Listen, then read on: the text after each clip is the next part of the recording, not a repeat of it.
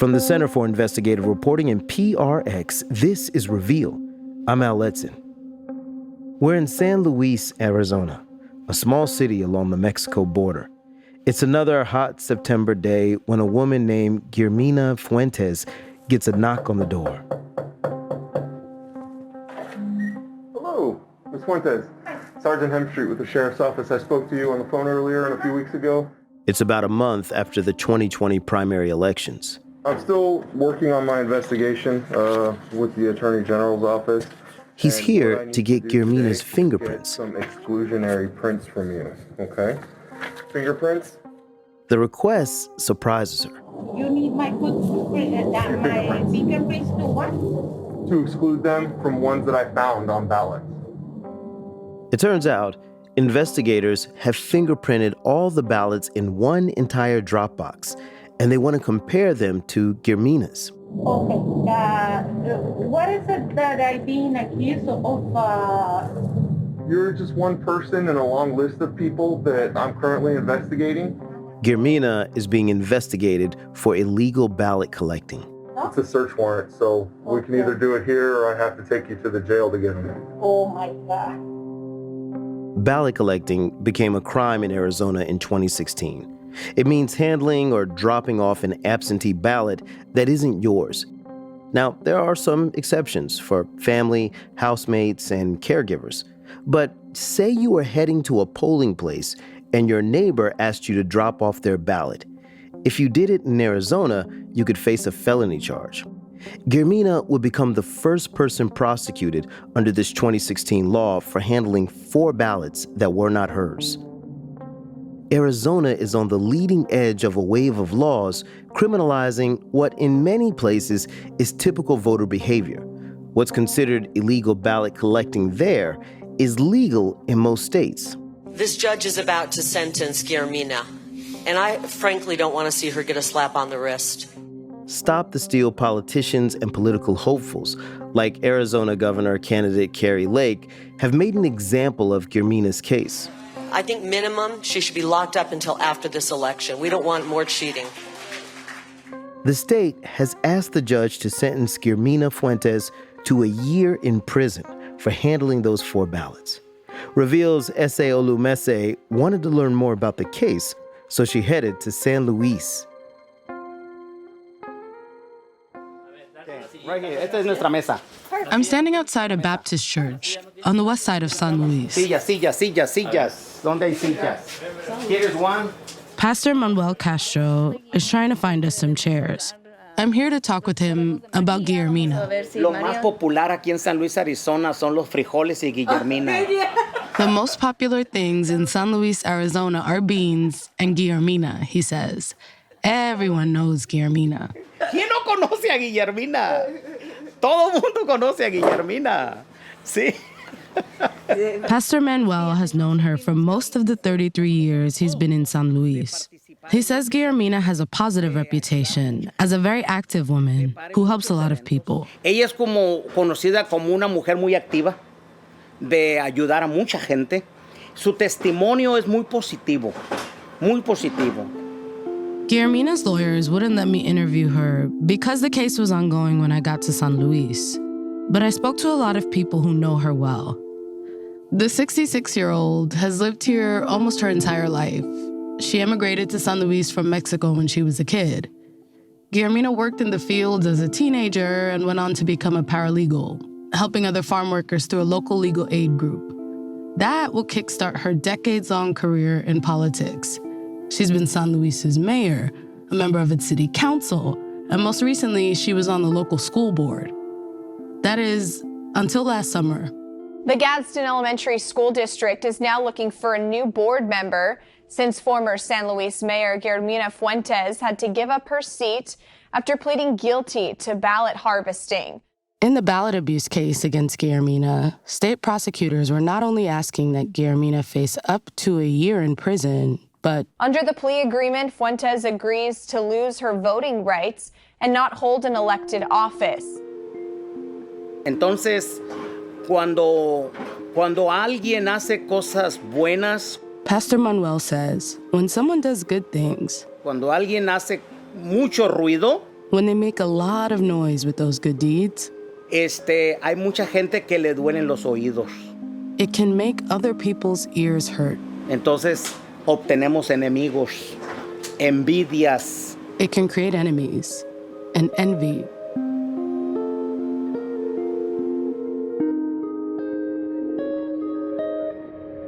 The investigation into Guillermina all started with the cell phone video. It was secretly recorded of her on primary election day, August 4th, 2020. The video is being recorded from inside a car.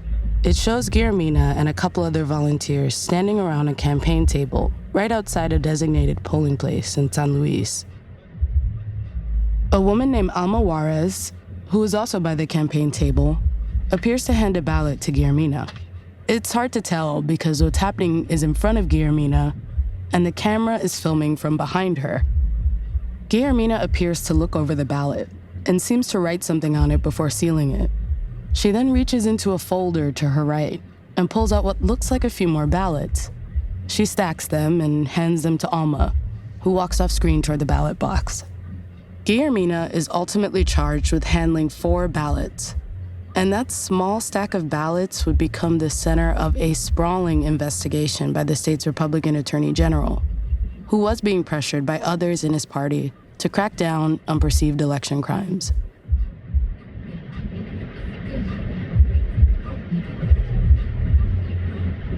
Investigators interviewed Guillermina multiple times before she was charged. Those conversations were recorded on body cameras worn by sheriff's deputies. In those videos, Guillermina says San Luis has historically low voter turnout, and all she was trying to do was help people cast their ballots. They never, ever vote. And I said, you have to vote. You have to vote. We don't even know who to vote for. And I said, you have to be informed. You have to know. You have to listen. So I educate them. I've been listening a little bit, and it sounds like you're very involved in the community. Very involved. And you help people. It sounds like you're informing them and helping them with things. And I have done my job because this time was the first time on a presidential election that the people of San Luis, we have 6,000 people voting. Right. We are a community of over 30, but this time was 6,000. So that's good. And that's very good, and they vote themselves. They vote themselves. San Luis does not have home delivery mail service. To send or receive mail, the more than 30,000 residents of the city have to either go to the post office or have someone else do that for them. Guillermina's legal team has argued that helping friends and neighbors by delivering their absentee ballots to drop boxes and polling places is a longstanding tradition. But Arizona Attorney General Mark Brnovich doesn't see it that way. His office declined to answer questions on the case or comment on this story. But in court documents, prosecutors have said that they're trying to send a, quote, strong message with Guillermina's case because they believe she abused her position in the community. State investigators compared Guillermina's fingerprints to every ballot in the drop box. They even sent her prints to the FBI to be analyzed at its Quantico headquarters. Now, investigators never found a match, but they still had the video so they could charge Guillermina and her co-defendant, Alma, with ballot abuse. The 2 women didn't do anything fraudulent. The ballots they handled were legal votes, and they counted in the 2020 primary election. But it was Arizona's 2016 law that made it illegal for them to even handle those ballots. Both women pleaded guilty. Alma took a deal that reduced her charge to a misdemeanor. Guillermina's charge stayed a felony. You brought the whole crew, huh? We have a big crew. Nice This is to meet you. Ese. I'm Luis Marquez. Nice to meet you. I met Luis Marquez at the polling place where that video of Guillermina was taken. Right about where the orange bench is, they're about in the area. That's where she was. I guess somebody put a hidden camera right across from her or something. They had a hidden camera. Luis met Guillermina when they were kids, working in the fields. He was 13 and she was 16. She's one of Luis's oldest friends, so he really wanted to talk about her case. That's when my wife said, don't you talk more than what you have to. And I said, well, I can't promise you anything because I'm a talker. Luis is a retired San Luis police officer and also served on the local elementary school board with Guillermina. When he first heard on the news what she was being charged with, he thought, it's a joke, it's a joke, it's a joke. It was easy to believe that someone had made a mistake until Luis heard that sheriff's deputies and investigators with the AG's office were knocking on doors, interviewing dozens of San Luis residents. Hello, Sheriff's Office. Good morning. Hola. Hello, Sergeant Hemstreet with the Sheriff's Office. Did you vote in the August primary election? So you voted in the primary election that happened in August? Yeah. Okay, and how did you vote? Did somebody come get it from you, or did you? They did? Yeah. Okay. Am I to understand you did fill out an early ballot on August 4th? I did. And did you drop that ballot off or mail it in? I did it in person. Thank you very much. I appreciate it, Are Joanna. we in trouble for something? Not at all. Not at all. Okay. I'm just making sure everybody's vote actually gets counted. That's all I had. Do you have any questions for me? No, that's Okay. it. Just a little scared. Understood. People kind of were a little scared of them, they were not, they kind of felt intimidated. They kind of felt like harassed. Luis says for years, election time in San Luis was like a big party.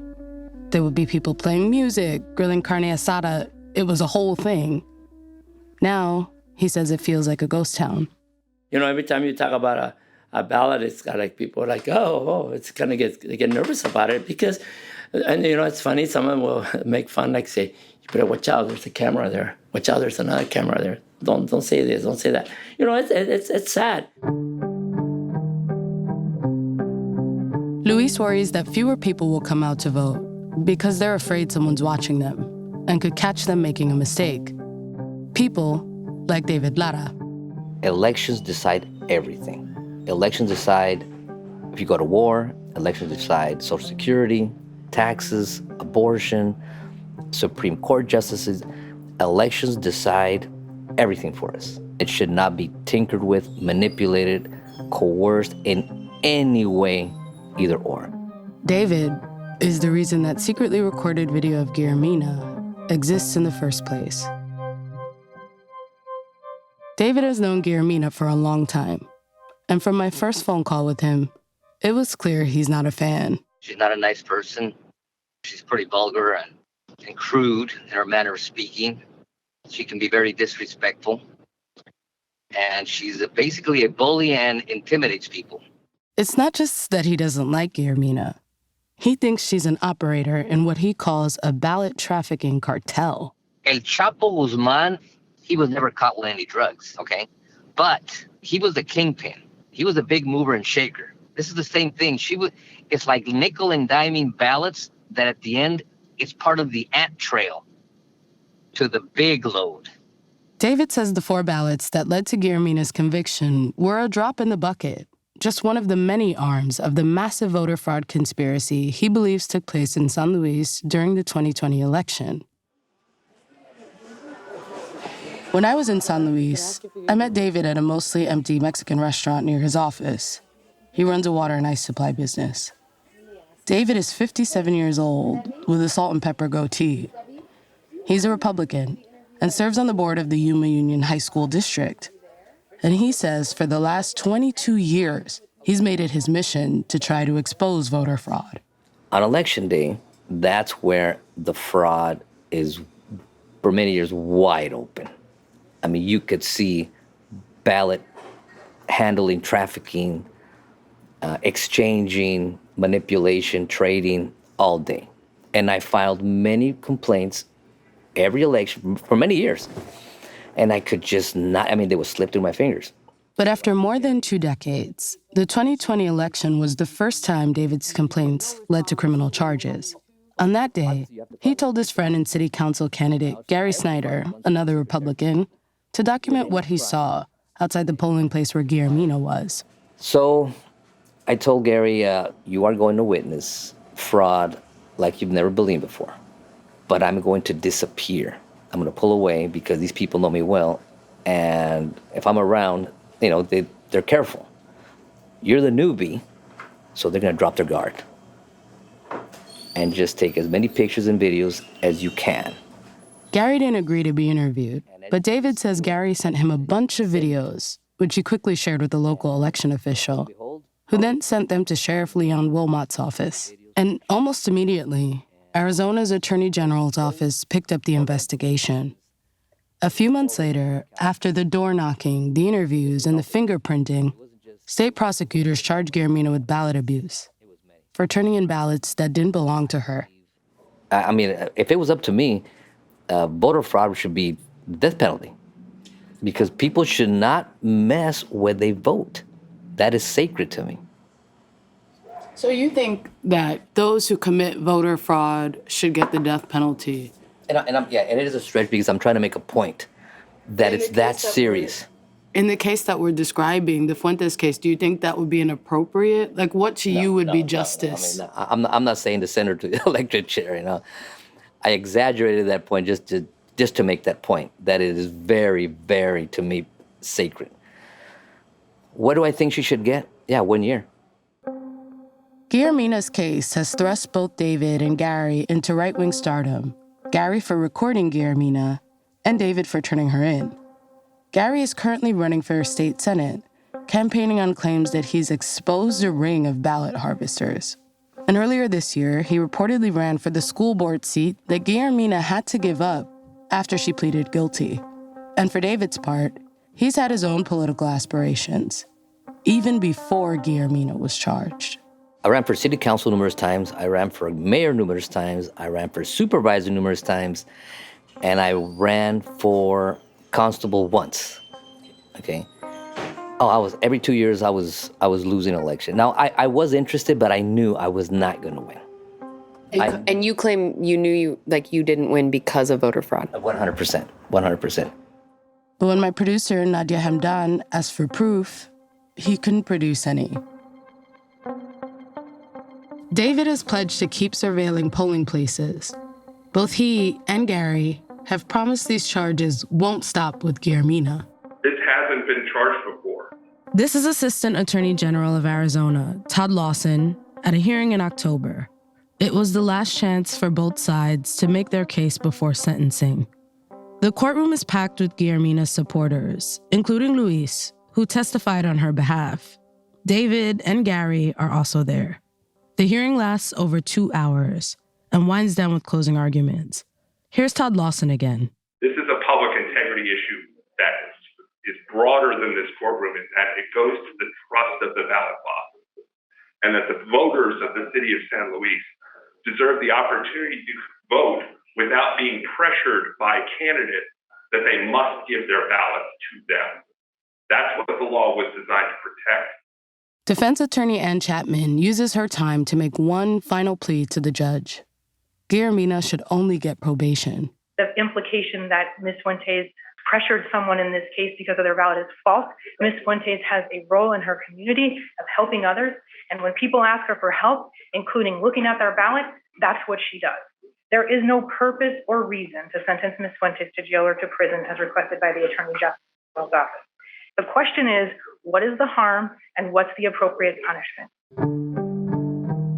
The answer to how Guillermina's case shakes out and what it tells us about the national election crimes movement.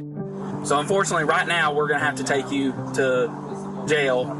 I didn't do nothing to nobody. Voter fraud. What is voter fraud? That's next on Reveal.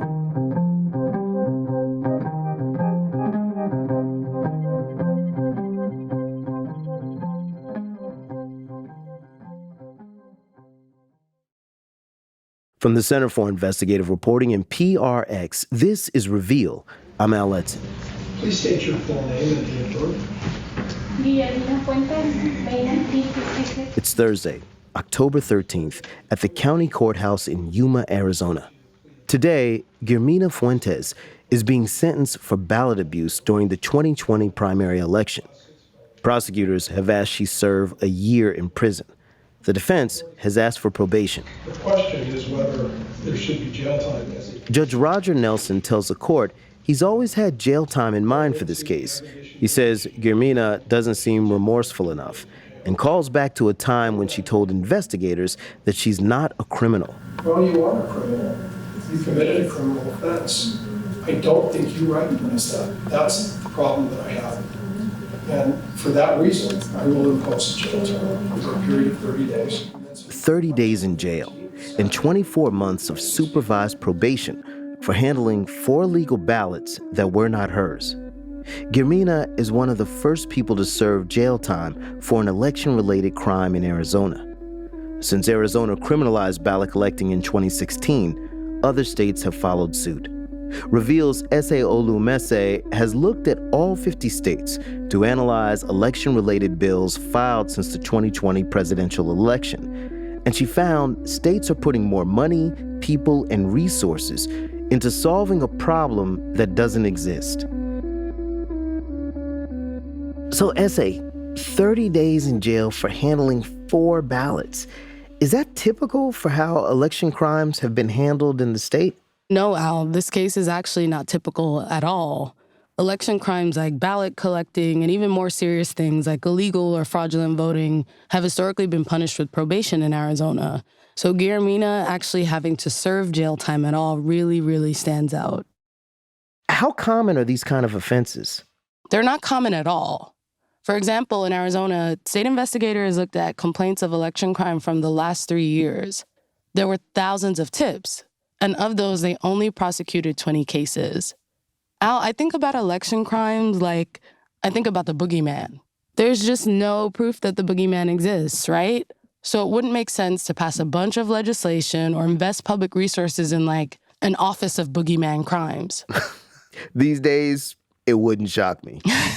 But really, you'd laugh, right?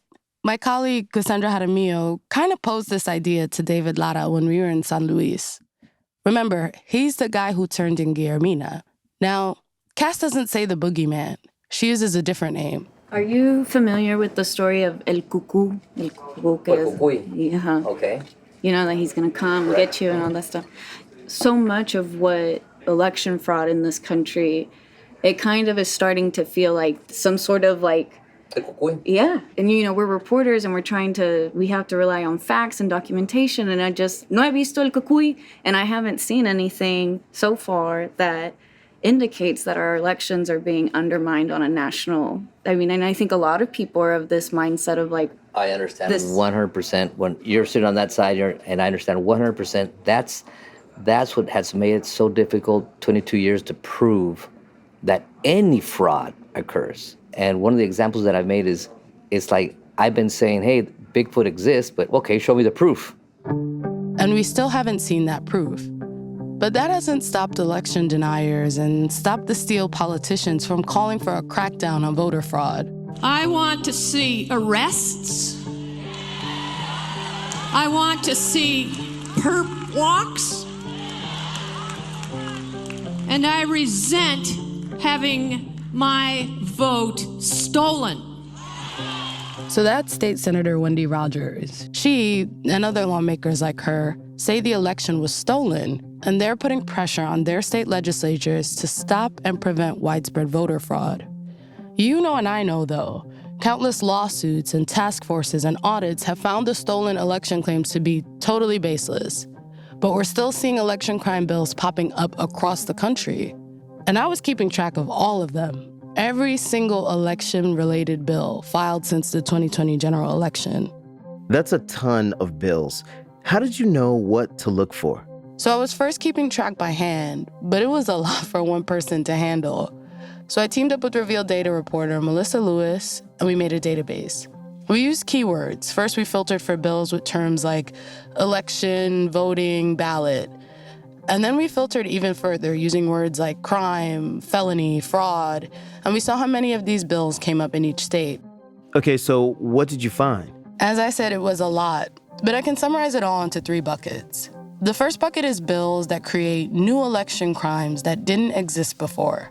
The second is bills that add harsher punishments for election crimes that are already on the books.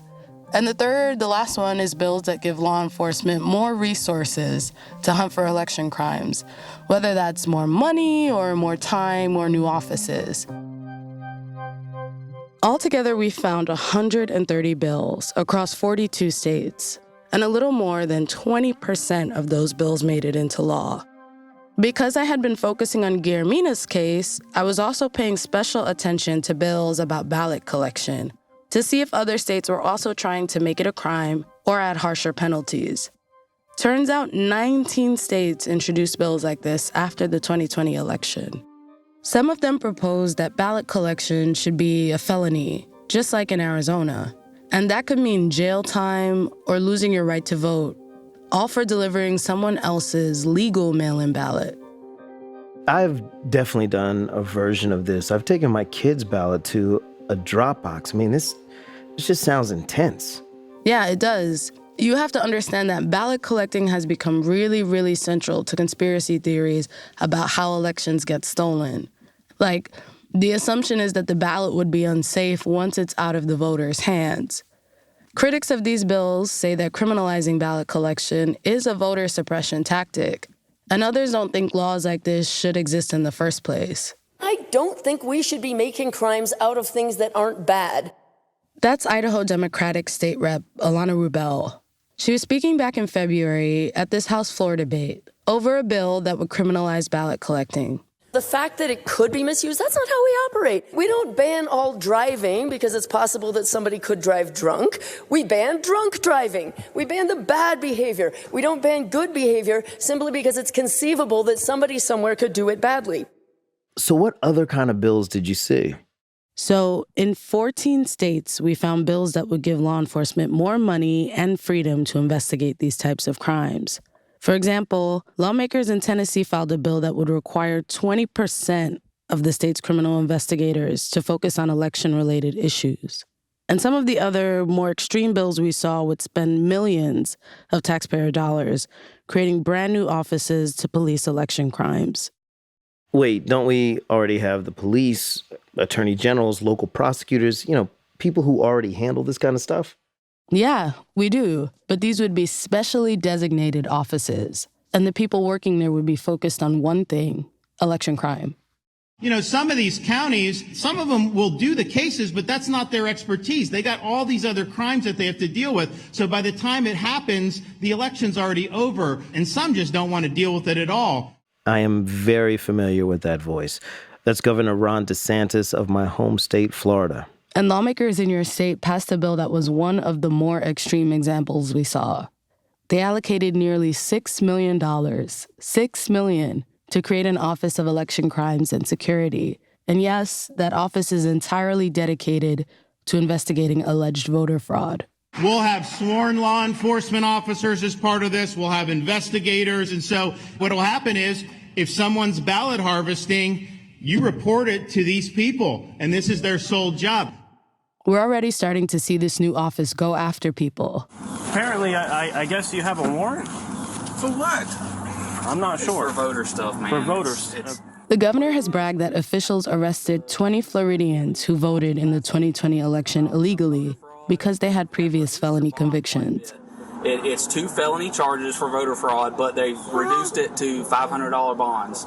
So it's $1,000 total. Oh my God, man! What? Yes, sir. So unfortunately, right now we're gonna have to take you to jail. Wow, man! Why are they doing this to me? That's what you're getting at? I didn't do nothing to nobody, man. Voter fraud. What is voter fraud? Turns out many of those arrested had received a voter registration card from their local elections office. Okay, so there are people out there who will listen to this and say, this just sounds like states are trying to make absolutely sure that our elections are secure. And that's a good thing. I mean, how do you respond to those people? Yeah, they're asking a great question and an important question, Al. I spent a lot of time talking to different election experts and voting rights groups about this, and I heard over and over again that all these extra penalties and these new quote-unquote election police will intimidate voters. Here's Hamida Labi, the policy counsel with the NAACP's Legal Defense and Educational Fund. She's speaking at a hearing about one of these new election crime laws in Georgia. Georgia's elections have been put under a microscope, and the myth of significant election crimes or voter fraud has been shattered. We know that excessive law enforcement presence at the polls or involvement in elections generally can be intimidating to voters. And this is especially true in Black communities that have felt the brunt of well-documented abuse. And of course, you don't have to look super far back in American history to find examples of the intimidation and abuse that she's referring to. Right. I mean, this is the blueprint we've seen since Jim Crow. Literacy tests, poll taxes. Then, in recent years, it's been a little more subtle. Voter ID laws, closing polling places in communities of color, all kinds of bureaucratic things to make it harder to vote. But now it seems like we're heading into not being so subtle anymore. Absolutely. The voting rights groups I spoke to said these ideas are not really original. Lawmakers are just using 21st century tools. But people in the voter fraud movement don't see voter intimidation as a problem. Many of them want to see more prosecutions. I mean, I know from our previous reporting at Reveal that using the narrative that the 2020 election was stolen is a campaign strategy that works. Yeah, I mean, let's just look at Arizona again. Almost every candidate running for statewide office who won the Republican primaries ran on election integrity. Ladies and gentlemen, we know it, and they know it. Donald Trump won. That was Mark Fincham, who's running for Secretary of State. We're going to drag the 2020 election out. We're going to find each and every loophole that was used to cheat and steal our vote, and we're going to fix it. Carrie Lake, who's running for governor. For them to constantly and consistently gaslight us and tell us that the 2020 election was the most safe and secure election in history, it's a lie. And Abe Hamadeh, he's running for attorney general. They're all Arizona Republicans locked in close races for this midterm election. And politicians who are already in office have used some of the bills that we've been talking about to prove they're serious about voter fraud. Wendy Rogers, the Arizona senator I mentioned earlier, she introduced a bill that would create a $5 million law enforcement agency dedicated to, you guessed it, election crimes. It was an almost identical bill to the one that passed in Florida. Now keep in mind, Arizona already has an elections integrity unit in the Attorney General's office. The bill that Senator Rogers introduced didn't pass this time around. But she's up for re-election in November, and she's broken state fundraising records. She's just shattered them. So I don't think we've seen the end of that bill. And it sounds like we haven't seen the end of a lot of these bills. Right. This is much bigger than Arizona. And with the November election around the corner, there's no doubt we're going to see many of these new laws tested. Ese, thanks so much for coming on. Yeah, thank you for having me. It's been really nice to share the reporting. That was Reveal's Ese Olumhense. Nadia Hamdan produced the story, with additional reporting from Cassandra Jaramillo and Jessica Pishko. You can read Ese's full story and see our database of election crimes legislation at revealnews.org. Free and fair elections are supposed to be about the voters choosing their politicians. But what happens when politicians get to pick their voters? It was now possible to thwart an election completely by rigging the maps. That's next on Reveal.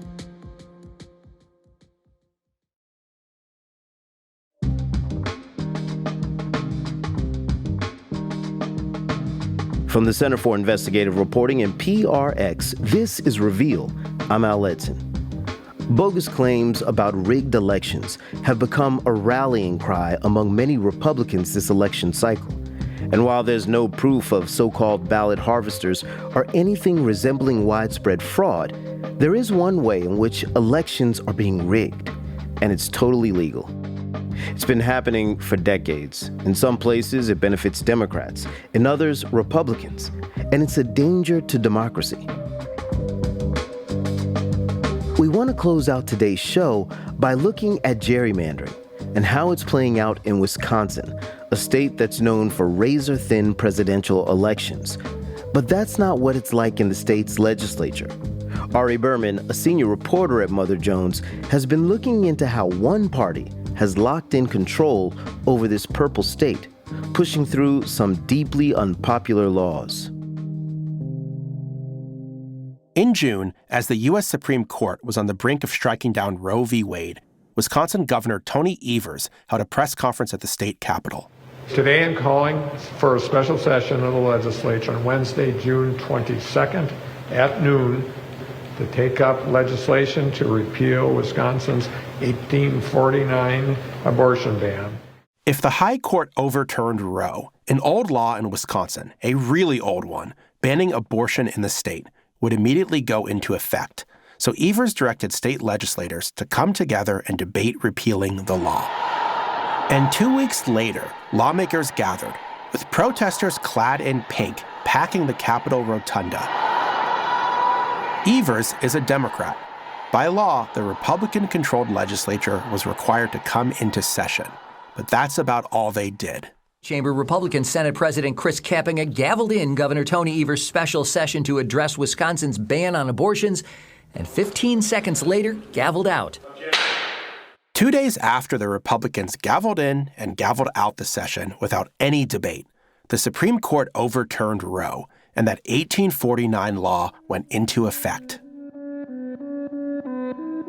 Wisconsin's abortion ban was passed more than 70 years before women got the right to vote.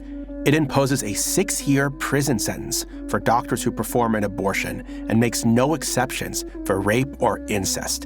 And voters here don't like it.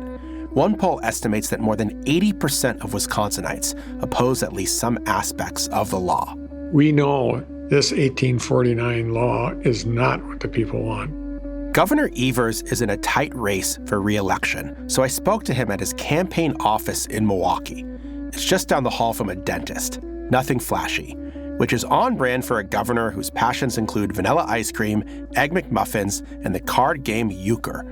I asked Evers about the abortion ban and what he hoped to achieve by calling on Republican leaders to hold that special session. It is something that is barbaric, in my opinion.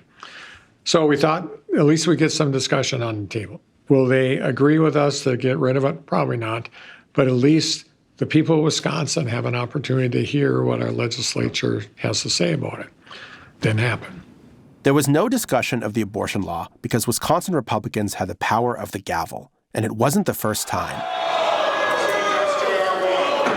They've gavelled in and gavelled out of 5 other special sessions on everything from expanding Medicaid to increasing education funding to requiring background checks for gun sales. Evers says the Republicans' tactics are an attack on democracy itself. Outside of my office, there's this wonderful saying on the roof that says the will of the people is the law of the land. We have to come to the conclusion that the will of the people is not the law of the land. It's the law of the Republicans. Throughout the country, a backlash over abortion bans is expected to drive voters to the polls and hurt Republicans. So you'd think Republicans in Wisconsin would be especially vulnerable in the upcoming elections. But their control of the state legislature is all but guaranteed. A big reason is how they've redrawn the voting maps. It all started a decade ago. In 2011, protests erupted in Madison over Republican Governor Scott Walker's efforts to cut education funding and take on public sector unions, like teachers. The protests lasted for weeks and became a huge national story. Madison police now estimate that between 85 and 100,000 people were here. As we looked at But across the street from the Capitol, there was something else going on that captured much less attention. Something that would shape and distort the political process to this day. At a private law firm, teams of lawyers, consultants, and Republican lawmakers were meeting to redraw the state's voting maps. It's something that happens after every census, and in Wisconsin, it's the job of the legislature. But the Republicans were putting together these maps in secret, without any input from the Democrats. At the time, Dale Schultz was a prominent Republican lawmaker. I was aware of what redistricting was. I knew that we could gain an advantage. I'd known how it had been used in the past in various states. What I didn't know was just how refined the process had become. Dale says this moment in 2011 was when his own party crossed the threshold from redistricting to partisan gerrymandering. The effects became clear a year later. Breaking news of the moment. President Obama we project will carry the state of Wisconsin. In 2012, President Obama won Wisconsin by almost 7 points, and Democrats captured a majority of the total votes for the legislature. You know, I was stunned, like a lot of people, that the Democrats had done that well. The overall trend in the state was huge. The Democratic surge didn't even graze Republicans in the legislature. The voting maps provided their armor. That night, the GOP was able to hold on to more than 60% of the seats. I said, wait a minute, that's not possible. It was like an epiphany. All of a sudden, I realized it was now possible to thwart an election completely by rigging the maps. Dale was already at odds with the Republican leadership on a host of issues. When he retired in 2015, he joined with a Democrat to try to take politics out of the way the state draws voting maps. The plan was modeled on Iowa's nonpartisan approach. It won support from more than 3/4 of counties, but it needed approval in the legislature. The Republicans wouldn't budge. And what's sad about that is, you know, when a majority of the people of the state are clearly speaking about the change they want, and politicians have managed to give themselves a 10 or 12 point margin in an election, it's virtually impossible to change the legislature. The gerrymandered maps continued giving Wisconsin Republicans a big edge. Here's a perfect example. In 2018, Democrats won 53% of the popular vote, but they only got 36% of seats in the state assembly. We wanted to ask Republican Party leaders about all this. We reached out to State Party Chair Paul Farrow, GOP candidate for governor Tim Michels, and Assembly Speaker Robin Vos. None of them would agree to an interview. But the GOP has regularly defended the voting maps. Republican leaders point out the map survived major legal challenges, including one that went all the way to the Supreme Court. This is Robin Vos speaking to television station WISN in Milwaukee. They're fair, they're constitutional, they are legally following state and federal law. In recent years, some of the most closely watched districts have been in the leafy suburbs west of Milwaukee. So we're heading down what street? Center Street? Center Street. And I'm going to turn left on Wauwatosa Avenue, which will take us to the village. A few weeks ago, I toured the area with Robin Vining. She's a photographer and Democratic legislator. She lives with her family in Wauwatosa, a small city 10 minutes from downtown Milwaukee. We passed by tidy craftsman bungalows set on streets lined with tall crabapple trees. Kids to school, everybody walks everywhere. It's lots of dog walkers, lots of kids, and people really love living here. But there's another side to Wauwatosa, a deeply racist past. Up until the 1950s, signs at the city limits boasted of restrictive zoning, a reference to covenants that were used to keep people of color from buying homes. Wauwatosa was a red line city. But Robin says the suburbs are changing, becoming younger and more diverse. For decades, Wauwatosa was a Republican stronghold, but that's changing too. In 2018, Robin pulled off a major upset, becoming the first Democrat to flip a seat in the legislature under the Republicans' maps. She won again in 2020, this time by 8 points. That year, there was also a new census, giving Republicans the opportunity to redraw voting maps once again. They sliced and diced Robin's district. Okay, so we're going to keep walking down through the village, right? Yeah. And this is like the heart of Wauwatosa, correct? Yeah. Where we are now, the village of Wauwatosa. Mm-hmm. Okay, so the coffee shop, the chocolate place, and the brewery are in one district, and then the Catholic church across the street's in another district. Yeah. But it's all like the same neighborhood. It's literally called the Wauwatosa Village.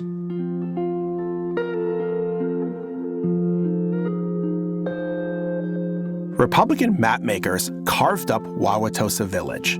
Democrats say it's classic gerrymandering. The new maps packed more registered Democrats into Robin's district, essentially guaranteeing her victory. Those Democrats were moved out of neighboring districts, making them more reliably Republican. These changes might seem small, but they could earn the Republicans an extra seat in the legislature, and this would put them within reach of a supermajority, giving the GOP the power to override a governor's veto. Robin says this is how Republicans have rigged elections. So they were gerrymandering our area blue so that they could gerrymander other areas red, and it made me really sad, sick, and angry. Shouldn't you be happy? You have a safe district now. Shouldn't I care more about our democracy and our people than whether or not I have a job?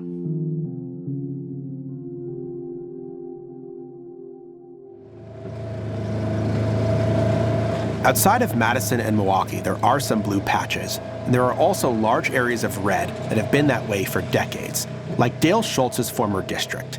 It sits in the rolling hills of southwest Wisconsin. This is where he owns a 210-acre farm that's been in his family for generations. You'll see this luxurious green and then these plots of warm season grasses. Dale steers his utility vehicle along a trail that cuts through waist-high grasses and 300-year-old oak trees. Well, needless to say, we see an abundance of turkeys and pheasants and black bears and... Come here. Let's go. Come on. Come. Back at his farmhouse with his dog Odie, Dale talks about his nearly 25 years in the legislature. He says he doesn't miss driving back to the farm after late-night sessions in Madison. He does miss the way democracy played out before everything got gerrymandered. I took my share of barbs over the years.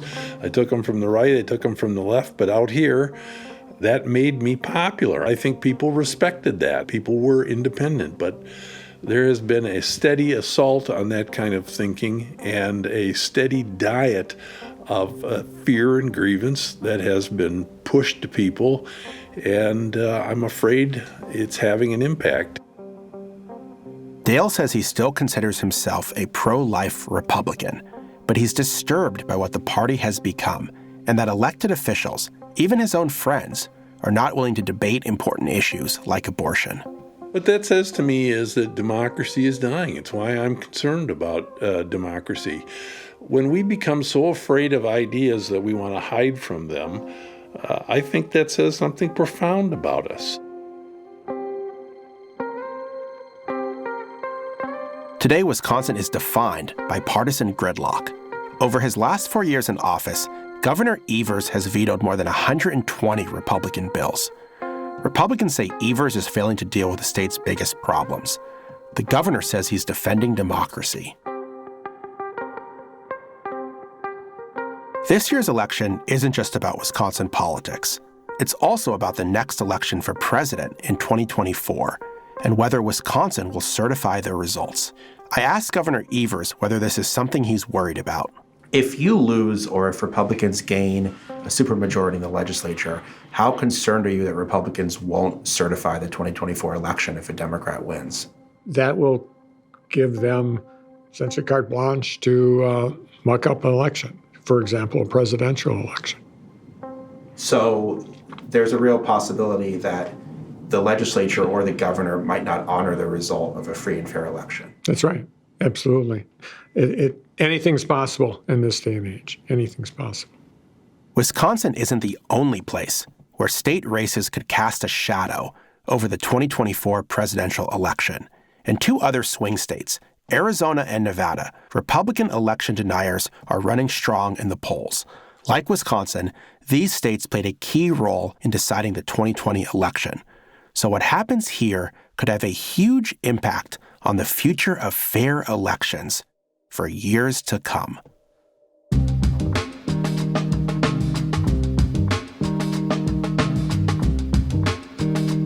That story was from Ari Berman, senior reporter at Mother Jones. Ari has written a terrific deep dive on gerrymandering. We've got a link at our website, revealnews.org. Ari's story was produced by Reveal's Michael Montgomery. Our lead producer for this week's show is Nadia Hamdan. Jenny Costas, Brett Myers, and Mariam Saleh edited the show.